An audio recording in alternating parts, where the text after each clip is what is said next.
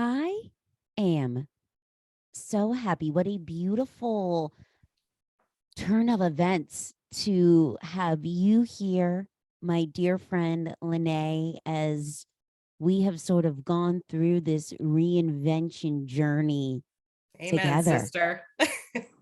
Yes. And it's been a journey, girl, hasn't it? Yes.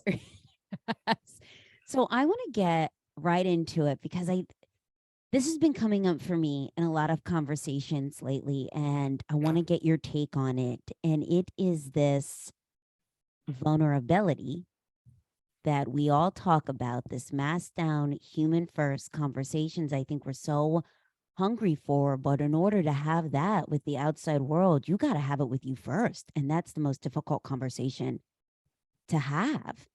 And so, Absolutely. right? Yeah. We talk about vulnerability like it's just a toaster you can get off the shelf and crack it right open, but it's hard. And when I think back to human connection and these mass down and these people we work with every day but we never really know, it makes Hmm. me think to you and I in our journey of working in the same hospitality management company for years, and we would have these great conversations, but never really were vulnerable enough to put the mask down. And we found out later that we were both struggling with very similar things, Yeah, absolutely.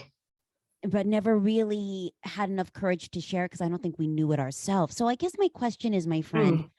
have you found that as you've been vulnerable with yourself, have your relationships changed and have you gotten to know people to a degree that you never really did before? Absolutely. I think that also coming from the hospitality industry, Mm, there's a film sort of over the real you. At least there was for me, mhm. where everything is buttoned up, everything must be perfect, everything must be with a smile. And it's sort of that Disney World effect, right? Where you have to put on a show, whether you feel like it or not, right? Yeah. So, really understanding what it feels like to break that down and peel that film off so that your thoughts are not cloudy anymore is truly an eye-opening experience. It's Mm, sort of like, you check yourself and you're like, wait a minute. I know I go through these motions all day, every day, but that's not really how I feel, right? I'm human. I'm a wife. I'm a mom, and I'm my own person. And, really getting to know myself and being vulnerable with myself and understanding, like, wait a minute, I'm actually not happy. Wait a minute, I don't want to make those decisions. You know, Coming to grips with that really allowed me to then take a wider look mm, at the people I surround myself with, and my relationship with my husband, my relationship with my kids. And it doesn't have to be on the surface. Let's dig deep. Let's dig a little bit deeper. Let's really understand how we're feeling. And at the end of the day, the people I find myself with the most are the people that make me genuinely happy mm, and make me feel worthy. you mm. know that self-worth is so hard, but if you have good people around you that are reminding you to have self-worth, it comes, it really does, and it boosts your confidence, it boosts your ego, which isn't a bad thing. And you can really be truthful. You said so many mic drop nuggets right there. And You I know me, I love to drop a mic. I hope you wrap us a tune a little later. My I should have friends, prepared something. there are many layers to our girl, Lanay, and I hope you get to see the rap version. Oh Uh, yeah. which I believe if you YouTube you, there is a video of you rapping. Am I correct in that? And that 100% wedding rep 2007, straight from the underground. Yes, it was my husband and I. Yes, that is why we are married. oh my God, I love it. Oh, So yeah. you said something that just hit me to my core, which was this Yes. film that you live behind that you don't even realize it and you run from it at all costs. And as soon as you get that little gut whisper that tells you that you're not really happy, that you know that you're meant for more, that is this Hmm. really all there is, you run to the thing that's comfortable, which could be the booze, the food, the overspending. For me, it was the work emails, whatever Yeah. comfort you have to numb. Right. And for our listener that is listening, that is like, yes, I get that. And you know, I lived behind the film for so long, girl. I didn't even realize it. I did Right. not even realize it. So for our listener that is sitting there thinking, well, yeah, I, I think I am living behind the film. What is one micro step, one thing that they could do to begin to lean in to those whispers, peel back the film to get to Hmm. know themselves? Like, where did you start? How did you start? Well, people talk about rock bottom, and that's different for everybody else, and the film doesn't always come off all at once. Sometimes it's little by little. You peel a little bit, you peel a little bit. It's like those stupid stickers that you have to peel off the bottom of a wine glass. And does it all really come off in the first try? No. You have to put that shit in the dishwasher like 6 times, right? To really get it off. So it's not easy. But once you get a little glimpse of, okay, I'm behind this film, I don't like the way I feel. I don't like the way I sort of am representing myself Mm. to the world. You have to, here's my thing, right? I turned 40 this year, and I am 100% unapologetically myself. The good, the bad, the ugly, the funny, the stupid, you're going to get it all. And it's sort of this very carefree way of thinking. But let me tell you something, girlfriend, it is so freeing. You have to you have to care less Mm. about the things that are not important. You have to put yourself in check and be like, I don't want to feel overwhelmed every second of the day. I don't want to feel guilty and all of this pressure and these moments where I am getting lost in the world. So, okay, number one, therapy. Mm. The best decision of my life. Not only because at first, honest to God, at first it was like, all right, well, I really need to do something for myself. Mm-hmm. Okay, how about an hour with a therapist? Like, Mm-hmm. even if I'm just talking about nonsense, Mm-hmm. it's my hour and I own that time.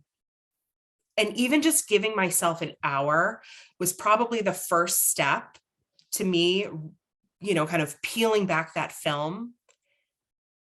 But it wasn't easy, because there still is that stigma of what's wrong with you, but the more I go to therapy, the more I love it.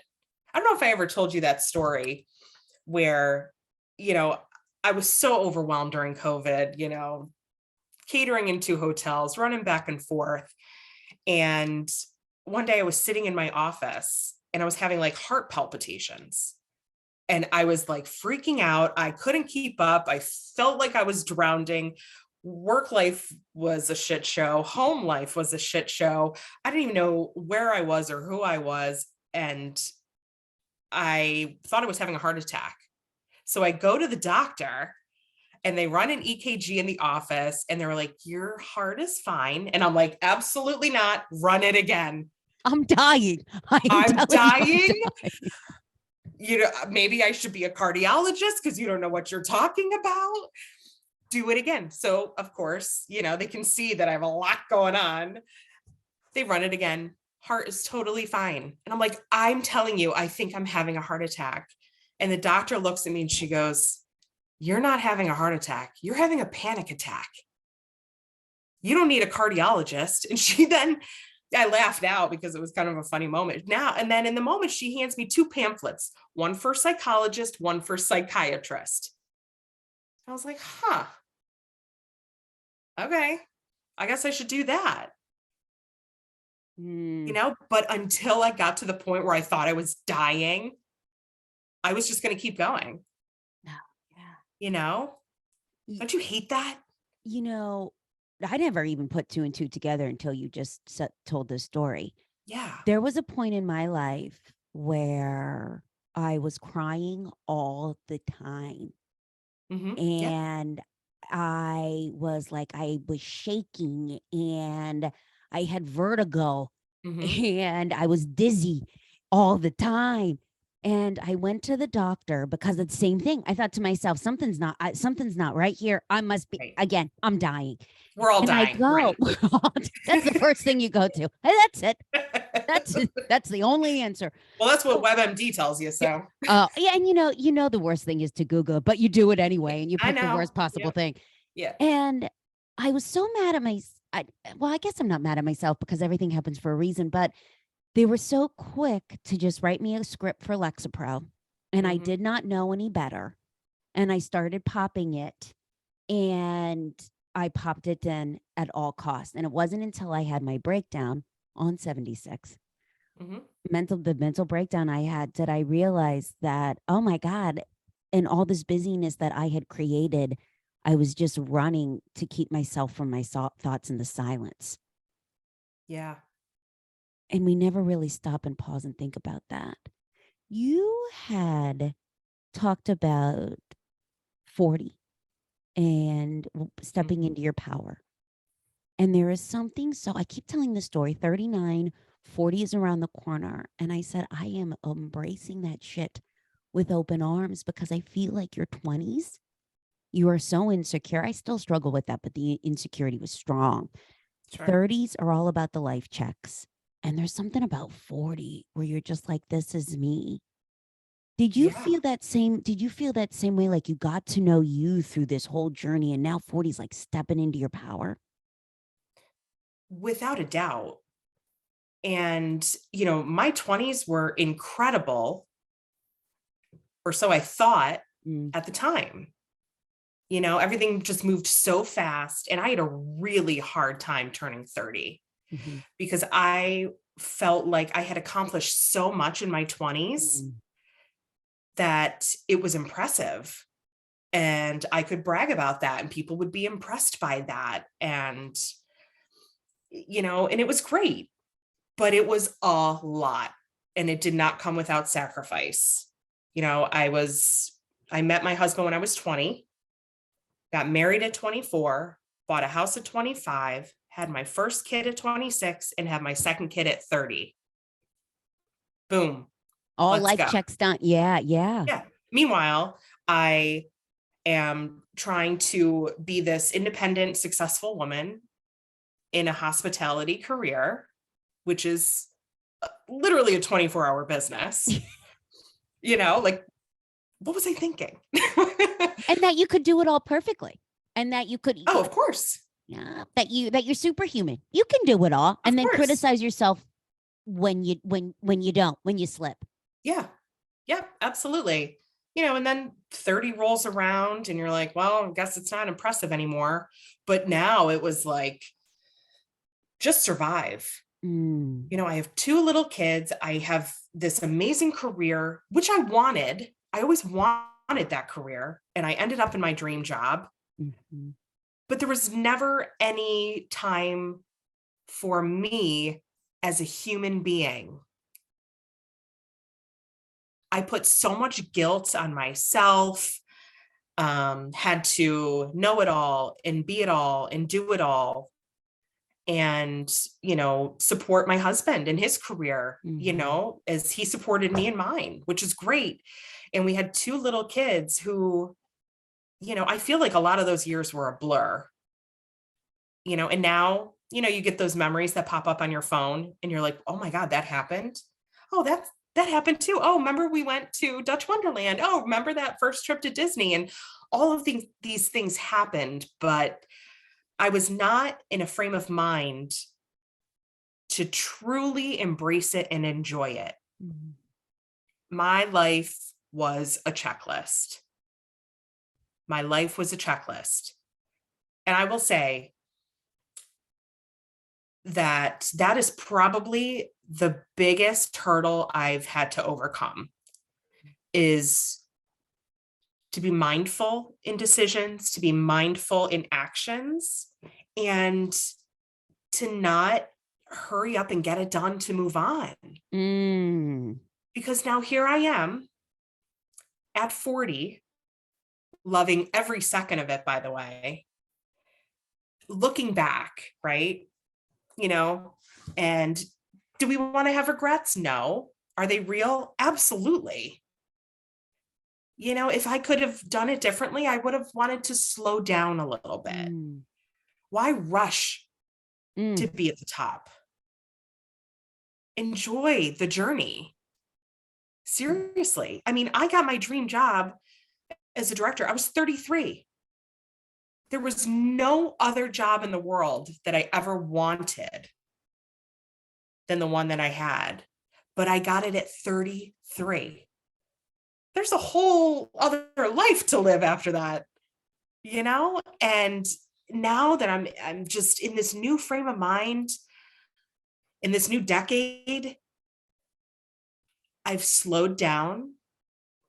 I've taken the opportunity to really understand what I like, such as comedy, all things that are funny, that I always felt like I didn't have time for, that weren't important, but those are the most important. You know, because you know those conversations you have with your girlfriends, you know, if you're not your best self, then you can't be your best self for others. And that really is the truth. But I love you've got to find the time. You have to find the passion and put it first. I know it sounds selfish, but you have to start putting yourself first. I love how you talked about my life was a checklist. Oh And yeah. then when you check that list off, like as you're telling that story about, then you got the dream job. For me, it was making this way to this corner office job, helping run sales for this hospitality management company, doing other things that I thought that that would fix everything. Hashtag surface level. And then Yeah. did you find when you got there, you were like, well, this isn't satiating what I thought it would. So it must be something else. So then you move the goalpost and it's something else and it's something else. Did you find that you just kept hustling on this ladder to the next like check of achievement? Did you get into that sort of tornado?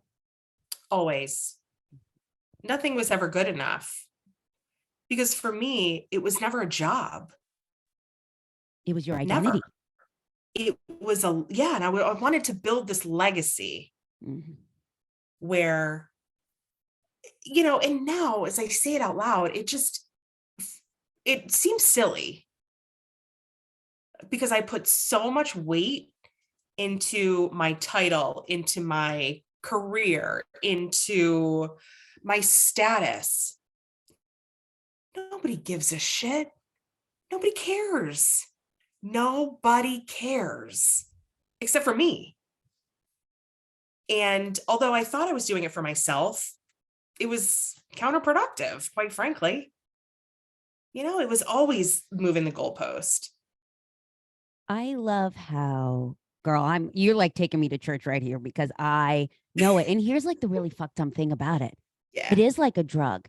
So I would get a high when someone would say to me, "Oh, girl, I don't know how you do it all." I would almost be like a high, or when I would get the pat on the back from senior management, "You did it again, Meg." And created my own prison. And it's the hardest thing to get out because it's so easy to point the finger at everybody else, the boss, the industry, the client, your partner, the kids, but it's Right. you. And It's so you. it's Yeah. you. And so, Lene, I loved how you talked about you as a human being because we seem to forget that we are human and we hold ourselves to this status that we would never hold another human being to.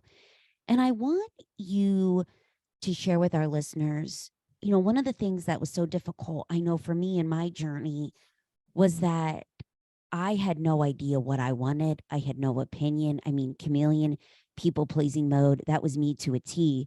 Whoever you wanted me to be is who I was. So I didn't know who I was. So for our listeners, that's like that. I don't know. I don't have a hobby.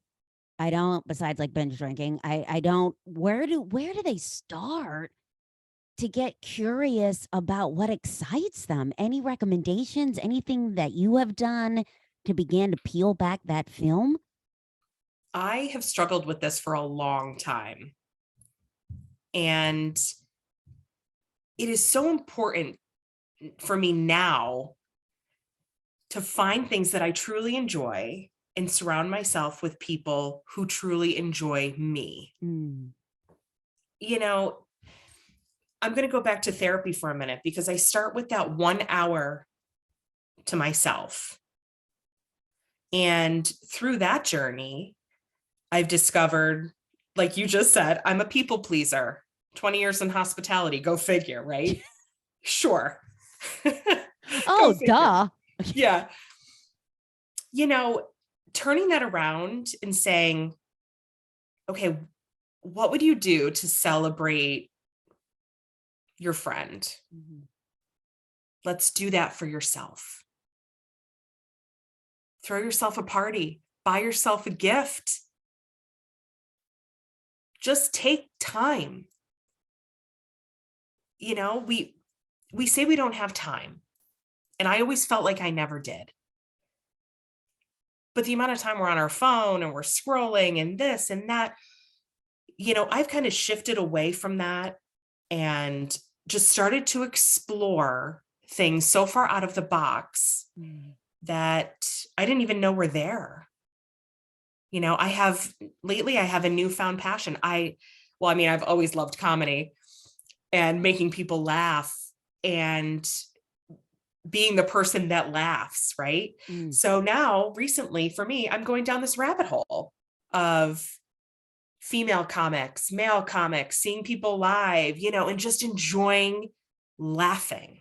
Mm. Because who doesn't like comedy, you know? And when did So we that forget to have fun? Like what? that that's it. That's it. 20 years, I always made sure everybody else had fun in catering, right? And events. It's my turn. I want to have fun and I want to be interested in things that I know I love. Now, here's the other thing for us overachievers. Yes, I'm an overachiever. Is that, you think, okay, well, I need to have 6 hobbies and I need to be good at all of them, right? And I'm going to talk about them and I'm going to, join all of these blogs and I'm going to dive deep into the details of every single thing.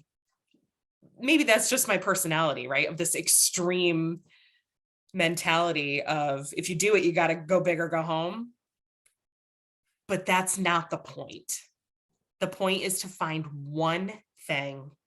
This week it's comedy. Next week it might be, I don't know, hair, makeup. It doesn't matter.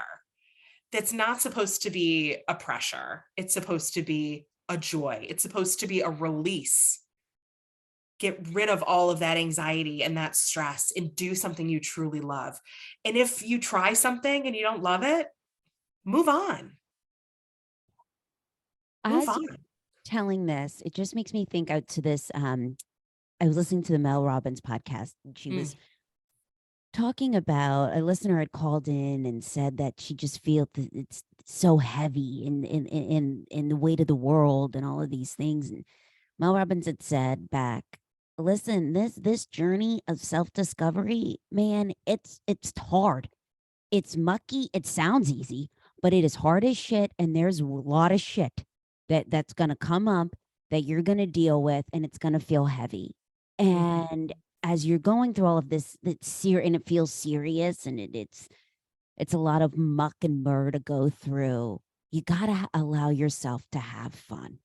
whether Yes. that, and it doesn't have to be so serious. And I love that you said that because I know for me, for a long time, Lene, if I wasn't going to be good at it, I'm not doing it. Exactly.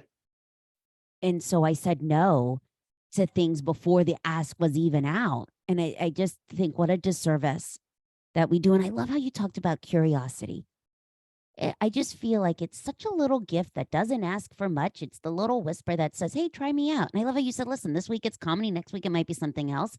Yeah. But I'm not holding myself to the fact that I gotta, okay, now I'm gonna go to Helium and put on a show by myself and do the whole thing. Like I'm just enjoying it. Right. Of course, I thought that the first week. Well, of course. I'm already like pre-planning, my European tour. Oh my God. But you know I what? That's not the point. The point is to just try things and find what you like, because the way I think is 40 years from now, when I'm Mm. 80, I want to look back and be like, okay, I really enjoyed it. It was a fun ride. I tried everything I could try. And I think the way that we can get there is by caring less. Mm. What do you tell the listener? I feel like that's easy to say, but hard to Mm, do. right. So for the listeners, like, yeah, okay. How do we execute that? Can you give us like a micro step to care less? What is one thing we could do to help put that out in the world and do it? You have to be able to look yourself in the mirror, and regardless of what you see and regardless of what you feel, just say, screw it. I'm Mm. just going to go and do it. Mm. Whether it's going to the grocery store and not putting your makeup on first and feeling okay in your own skin. Go hang out with a group of women and don't try to fit in. Mm. Just see if you fit in. It might not be the right fit. Do something with your family.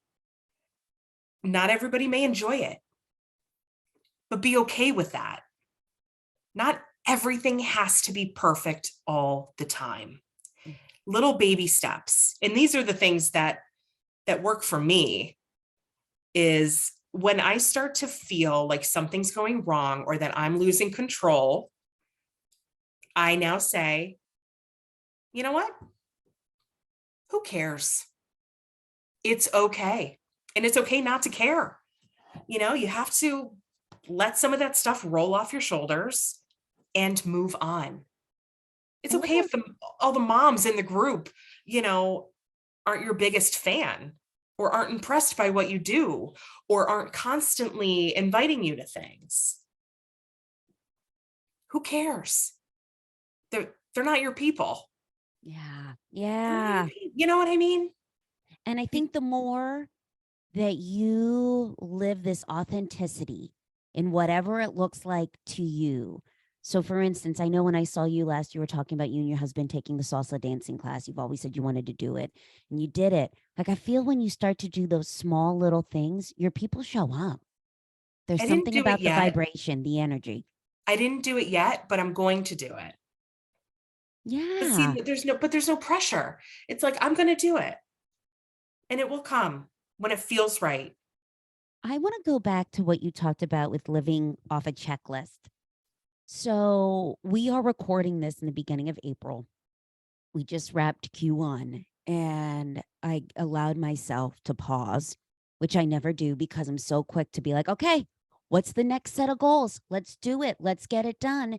Right. And as I gifted myself this time, and it doesn't need to be a long, drawn out, hour long process. This was 5 minutes over a cup of coffee with some silence. Did I realize that I have put myself back into this cage? I have become addicted to the drug of achievement. Again, my Achilles heel as I have been building this business. I'm back to feeling exhausted. I'm back to being on edge. I'm back to crying. Yesterday, I was crying over Mhm. like the stupidest things. And I'm thinking, okay, you're back there.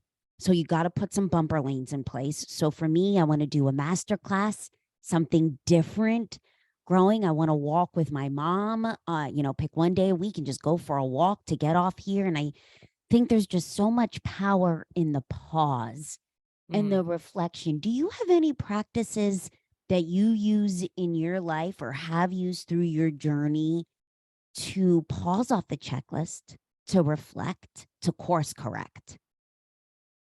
Absolutely. You have to. I mean, for me, it's in the car, Mm, whether it's, pulling in the driveway at the end of the day and I need to switch gears, right? I need to go from work mode to mom mode because I really feel strongly about them not overlapping. And that time in the car, whether, I'm just driving around and I'm going to crank up the music or I can just think about something and I can just sort of have this escape. There's nothing wrong with that. mm. You have to give yourself the chance to escape the reality and the norms to say, it's not that serious. It's just not. You pull in the driveway and you're like, all right, let me just kind of check myself. Let all that stress go, and what can we do now that's positive, that's fun, and makes me feel really good? Mm. Me, not everybody else, me, which is the hardest thing in the world. I love that that is so easy to do because we all have time in the car. I don't care if you're running to the grocery store. You can put the car in silence and listen to your thoughts. And Yes. Sarah Blakely, who I love, Yes. and for those of you who might not know, she created a God's gift to women, Spanx. Praise be. And she talks about Lanay, how she would create this hour commute that she did not have in her car by herself so she could think. And she was like, I connected with myself. I had the most creative ideas, and it became my therapy. And I just think to myself, you don't need the hour commute, but on the way to the grocery store, on when you're running errands after you drop the kids off, but we take them to school, whatever that is, you can find a few minutes in the car to create some silence. I love that. And the Yes. other thing you said that I loved so much, I just said this to Michael yesterday. It doesn't need to be so hard. There's That's right. something fucked up that we have, right? That we think if it's not hard, if I'm not struggling, if I'm not exhausted at the end of the day, if I'm not on edge, then I'm not doing it right. I still have guilt about that Me because my too. life now is so much simpler. Me too. And I half the time I don't know what to do with myself. Oh my God. So I have to tell you this. Michael's traveling this week. I'm home by myself. It's me and the fur kids. Last night, after I started crying for no reason, I'm like, girl, you need a moment. Lanay, I didn't know what to do. I did Right. not know what to do with myself because I never give myself that moment of silence to just even sit down. So and look, it takes a lot of work. I am working very hard and practicing downtime in Mm. relaxation. How do you Like do that? I give it to myself. I give it to myself when I feel it. So if I'm feeling exhausted about something, I give myself permission and I give myself time to stop what I'm doing and just rest. Can And you what does imagine rest that? look like? What does rest look like for you? Oh, put on some stupid TV or find, something in comedy that I really want to hear and just turn it off. Turn Mm. it, turn it off. You hear all that negative noise and something feels very overwhelming. Okay, this is my cue and this is my moment where I just need to stop. And I'm just going to either sit down with a cup of coffee, put on a Netflix special. It doesn't matter. It doesn't matter what it is. You can take a shower, you can take a nap. You have to give yourself time to heal And get off because the if you're, phone. yes, Because look, and back to what you said, about it, it doesn't need to be hard. Mm. If life feels hard, then you're not doing it right. Mm. And that's what Yeah. I've learned the most over the past year. Yeah. It doesn't need to be so hard. In fact, it should be enjoyable and it should be fun. And if we're in a position where, we feel like we're doing something because we have to, and whether it's to please this thought that we have or other people around us, isn't it really fake at the end of the day? Mm. Is there really any point of doing it? As you're talking, and girl, I feel like you are taking me to church, ripping my soul open. Preach. We're going to preach We today. are preaching. You're giving We're me going to goosebumps. testify. Let's pass around the collection plate. It makes me flash to this conversation that I heard Brene Brown have. And she was asked, what's the most difficult emotion for humans to have? And she said, joy. Because when you start feeling good, you think to yourself, when's the other shoe going to drop? Always. Yeah. Always. But guess Yeah. what? It might not. And we have to, for me, it's such a struggle to feel comfortable in that space of feeling peace.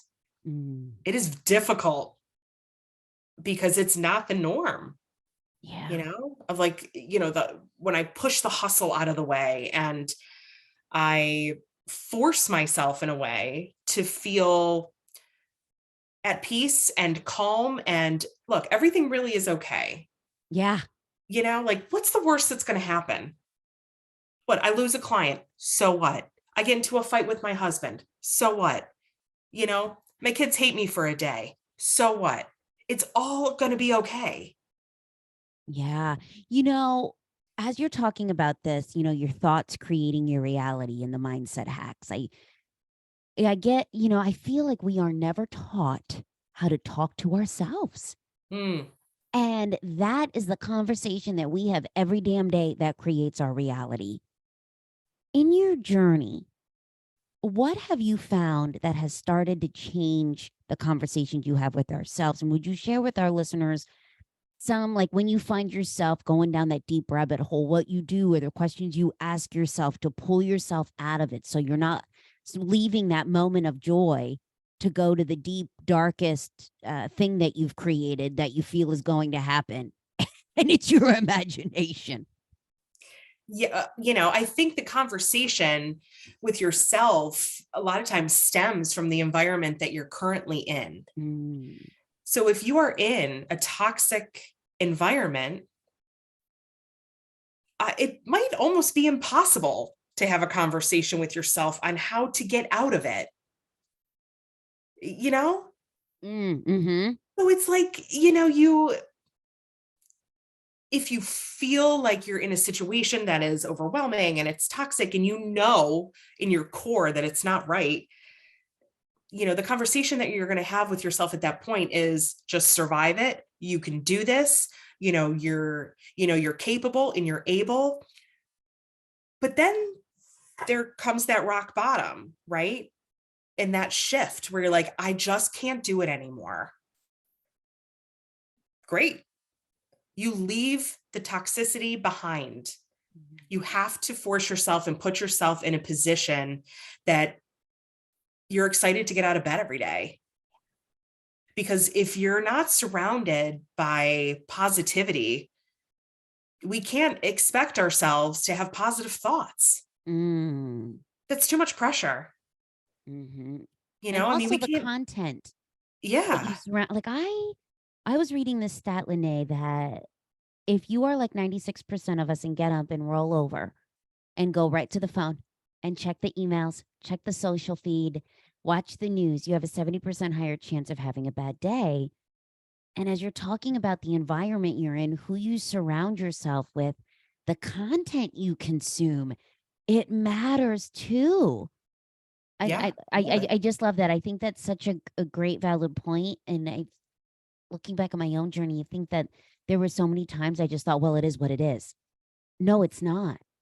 Right. And I think at the time we thought that we were having good conversations with ourselves of maybe like, you're not weak. Look how strong you are. You can do this. You can push through it. You got out of bed again today. You didn't cry for 4 hours. You only cried for 2 hours. Yeah, that's the conversation that we knew how to have. But if you're able to, sort of put yourself on the outside looking in and say, look, this really is a shit show, whether it's a relationship, whether it's a job, whether it's a friendship, it doesn't matter, whether it's just who you are. It starts with getting all of that out of your life. Mm. For me, it was that career. And that was toxic for me, at the end. And I put myself in a different path. So the conversations I have with myself now are, it's okay to be happy. It's okay to relax. It's okay not to be frantic. Mm. It's okay to get yourself that cup of coffee and enjoy it for 20 minutes on a Wednesday afternoon. Like, it's okay to give yourself some grace, but going from A to Z is a journey in itself. It's taken me a full year. I just celebrated my 1 year anniversary in my new job, and it's taken me a full year to really be able to look myself in the eye and say, it's okay to be happy. Ah, It is. I love that. And I want to talk about, as you talked about leaving your career, Mm. the mental fuckery that comes with Oh, that I don't think we talk about enough. The whole world blares in your ear. Make your side hustle your full-time hustle. Leave your job if you're not happy. But I feel like it's so it's all much, bullshit. right? It's all bullshit. Talk us through how you felt leaving a career that was your identity. Mm-hmm. What gave you enough courage to take action on those gut whispers? And what one of our listeners can do who's listening and like, yeah, I'm wondering if this job is for me anymore, if it's serving me anymore. What can I do?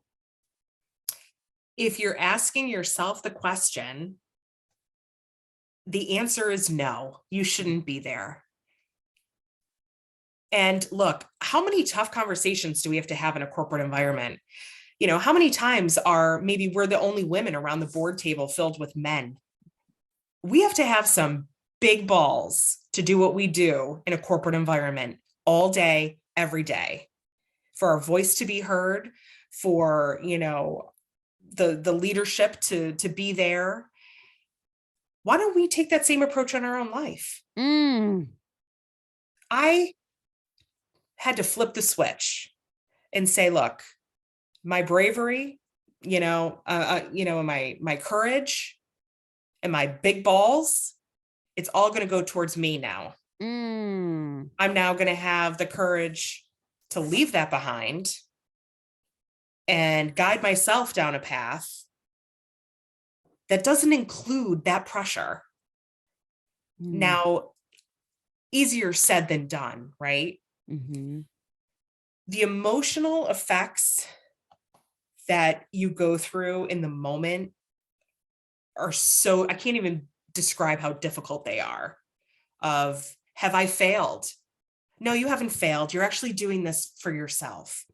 Are you weak? No, you're not weak. You're going to be okay. Am I making the biggest mistake of my life? Mm. Well, if I am, so be it. And if this doesn't work out, I'm going to have to go find a new job. You have to always give yourself the out. It's going to be okay. What's the worst that's going to happen? And then when I left that behind, the thing I struggled with the most, I think you and I have even talked about this, is I really had to put my ego in check. Mm. That was tough because when you're that young and you grow that fast and you're in this position and you're given a lot of power to do what you need to do, to then wash your hands of it and say, I'm going to take a huge step back for happiness. how am I not going to be a leader? How am I not going to be in control? How am I not going to be in charge? And that was extremely difficult for me. I'd be lying if I said anything else.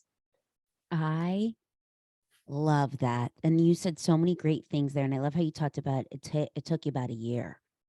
Oh, When yeah. when we are high performing, go getting individuals that are used to just getting shit done and doing it quickly and efficiently because we've been doing it for so long and have a wheelhouse, that when we start something new, we have tendency to think that we should just walk right in and kill it right away. Absolutely. And it takes time. And it Yeah. takes time. I remember when I had enough courage to build this movement and put it out into the world, and I had called a girlfriend of mine and I had said to her, well, what again, worst case scenario, what if we can't make the mortgage? We're going to lose our house. Michael's going to leave me. Da da da da da. Yeah. And she goes, Meg, stop. You're spiraling. I want you to think of what's the worst case scenario and put a solution to that. So for me, it was okay. Well, if I make no money and we got to make the mortgage payment, then I'll go bartend. I don't give a shit if I'm doing it at 38. I was Mhm. 38 then. I don't care if I'm doing it at 38 or not. Mhm. Did you find yourself sort of, okay, here's the worst case that happens, and I'll just find a solution for it.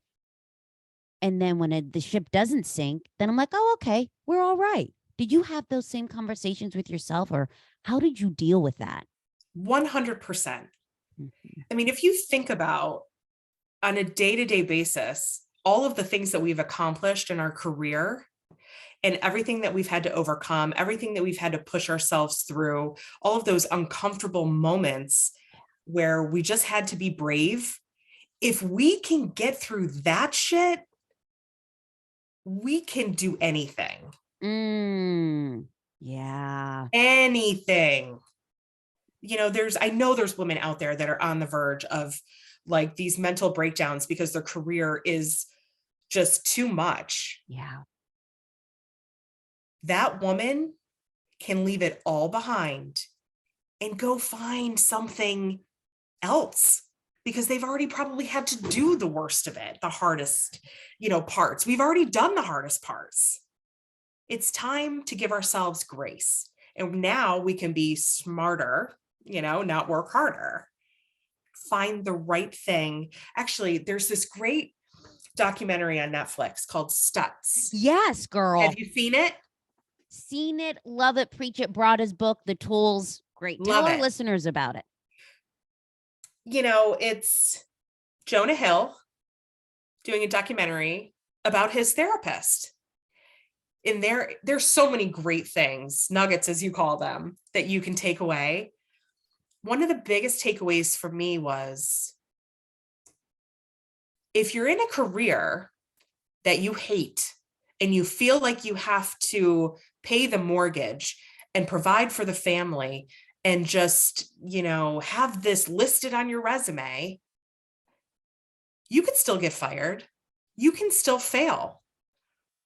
And I think the quote went something like, if you can fail at doing something that you hate, why not fail at doing something that you love? Just Mm. give it a try because you have nothing to lose.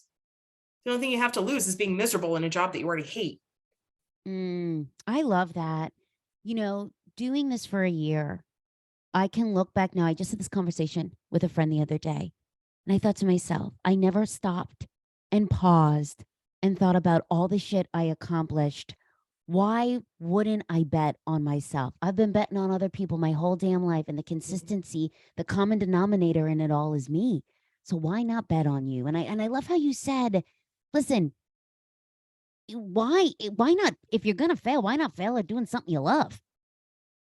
Right. And chances are you're probably not going to And fail chances because are you're we don't probably fail. Women like us, we just don't. you We learn. can't. You're learning your course correct. You're That's it. learning your course correct.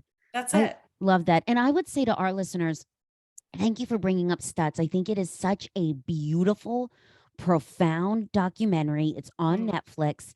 If you have teenage kids, please watch it with your teenage kids. Watch it with your partner. One of the things I love that they do so beautifully is take these very complicated things that we all struggle with and have never been taught to talk about, and makes it easy to understand and talk about. And I know for us, watching it with Michael, it's changed the dynamic of the conversations we have around the kitchen table. Sure.